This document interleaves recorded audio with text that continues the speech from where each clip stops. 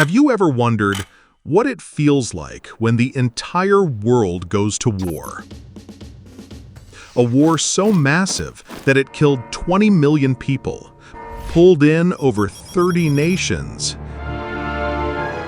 and left scars that still shape our world today. Yes, I'm talking about World War I, also known as the Great War. A conflict that changed everything. So, let's begin the story of World War I.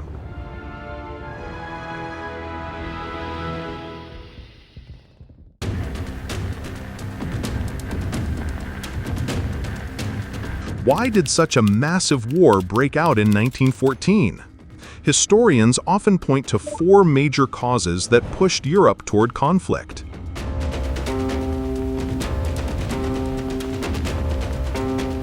In the years before the war, European nations poured huge amounts of money into their armies and navies. Germany built a navy that challenged Britain's long-standing dominance at sea, while France and Russia expanded their land force. By 1914, Germany had nearly 4.5 million men ready for battle. Russia had over 6 million, and France could mobilize millions more. This arms race created constant fear and tension.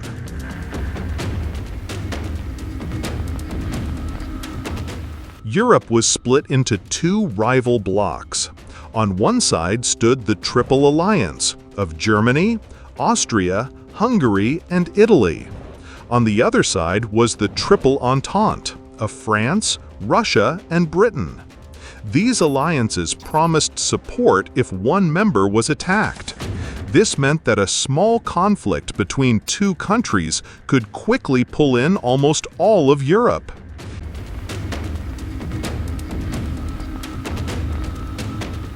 Beyond Europe, nations competed fiercely for colonies.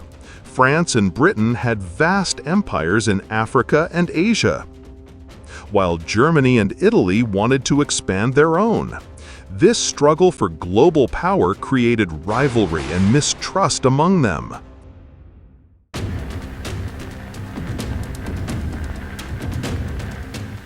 Across the continent, nationalism was boiling. In Eastern Europe, many ethnic groups wanted independence from large empires. The Balkans, often called the powder keg of Europe, was especially unstable. Serbs, Bosnians, Croats, and others wanted freedom from Austria-Hungary's rule, creating constant tension in the region. The final spark came on June 28, 1914, when Archduke Franz Ferdinand of Austria-Hungary was assassinated in Sarajevo, Bosnia, by Gavrilo Princip, a Serbian nationalist. This single event set off a domino effect. Austria-Hungary blamed Serbia. Russia supported Serbia. Germany backed Austria-Hungary, and France and Britain prepared to defend their allies. Within weeks, nearly all of Europe was at war.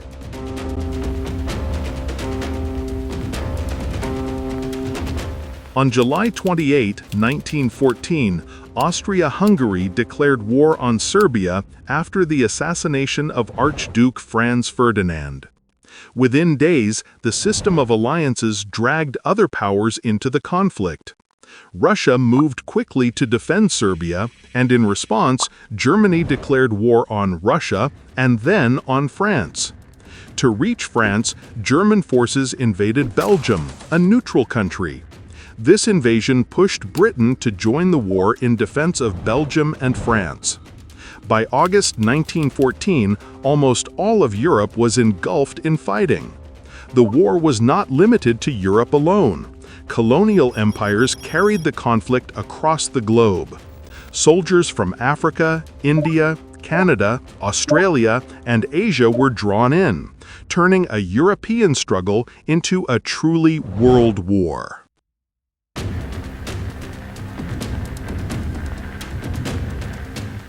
World War I is remembered most for its vast network of trenches. From the North Sea stretching across France to the Swiss border, both sides dug deep into the ground, creating the infamous Western Front.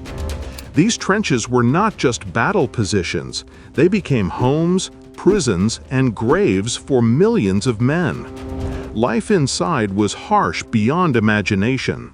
Soldiers stood ankle-deep in mud for weeks, their uniforms soaked and bodies crawling with lice. Rats thrived on the corpses left behind, and the stench of death hung heavy in the air. Rain often flooded the dugouts, turning the ground into swamps where sleep was impossible. Hunger, exhaustion, and constant shelling broke men's spirits. For many, survival itself felt like a daily miracle. Between the opposing lines lay the dreaded no man's land, a shattered wasteland of barbed wire, craters, and unburied dead. Crossing it meant almost certain death, as even the smallest advance often cost thousands of lives. The war also introduced terrifying new weapons. Machine guns cut down attackers in seconds. Poison gas brought silent and choking death. Tanks and airplanes made their first appearance, signaling a new age of mechanized warfare. Yet, despite these deadly innovations, the Western Front remained frozen in a stalemate, where unimaginable sacrifice earned little more than a few meters of ground.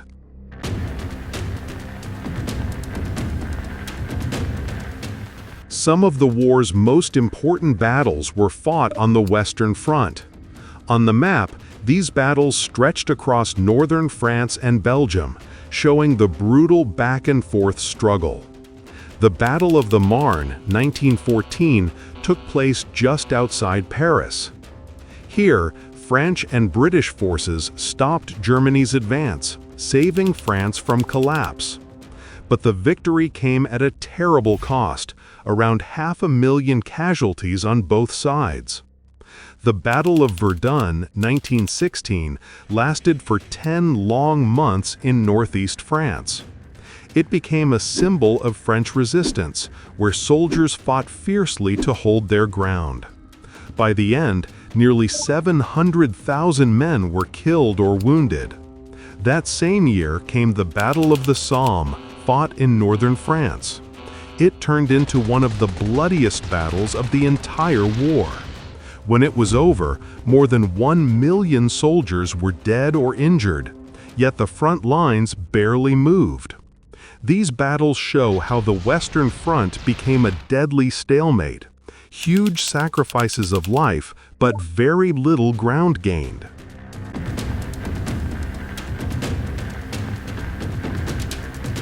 World War I was not just a European conflict. Soldiers and resources came from across the world: India, Africa, Australia, Canada, and many other regions, making it a truly global struggle.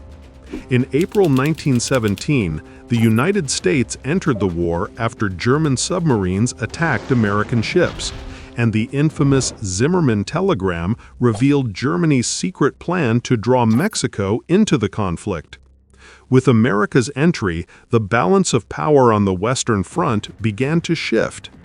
Meanwhile, far to the east, the Russian Revolution of 1917 shook the empire. By March 1918, the Treaty of Brest-Litovsk forced Russia to withdraw from the war, handing vast territories to Germany. This allowed Germany to move its armies westward, intensifying the battles in France and Belgium.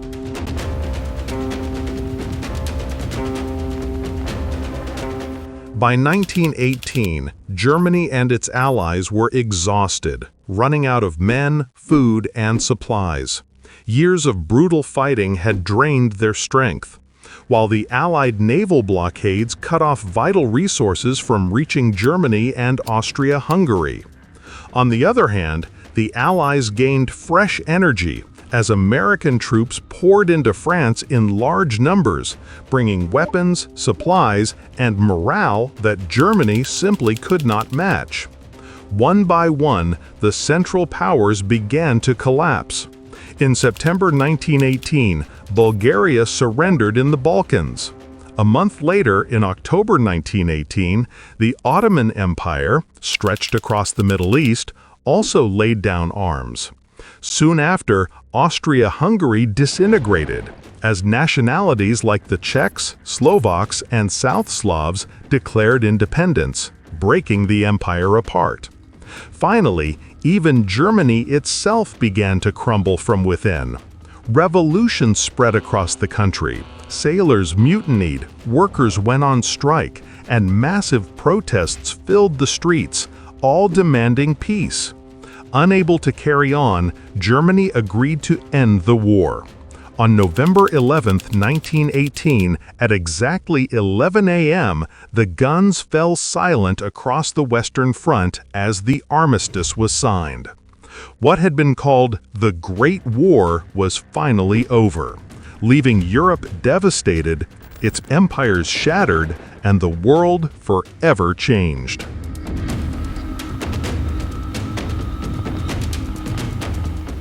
The cost of World War I was truly devastating. Across battlefields stretching from France and Belgium to Eastern Europe and the Middle East, destruction was everywhere. Around 20 million people lost their lives, while more than 21 million were wounded, many carrying permanent injuries and scars. Entire towns and cities lay in ruins, industries collapsed, and farmland had been reduced to wasteland. For millions of families, the war meant the loss of loved ones. And for countless soldiers who returned home, life was never the same again. Many suffered lifelong trauma and emotional wounds that could not be seen, but were deeply felt. In June 1919, the Treaty of Versailles officially ended the conflict. Under this treaty, Germany was forced to accept full responsibility for starting the war, pay enormous reparations, and drastically reduce its military strength. It also had to give up territories, such as Alsace-Lorraine to France, parts of its eastern lands to the newly formed Poland, and overseas colonies in Africa and Asia. At the same time, the map of Europe and the Middle East was completely reshaped. New countries like Poland, Czechoslovakia, and Yugoslavia emerged, while great empires such as Austria-Hungary and the Ottoman Empire disappeared from the map altogether. Yet instead of bringing peace, the treaty left behind anger and resentment, especially inside Germany. The harsh terms created economic hardship, political instability, and a deep sense of humiliation among the German people. Far from settling the conflict, the Treaty of Versailles planted the seeds of revenge and bitterness, seeds that, just 2 decades later, would grow into an even more destructive war, World War II.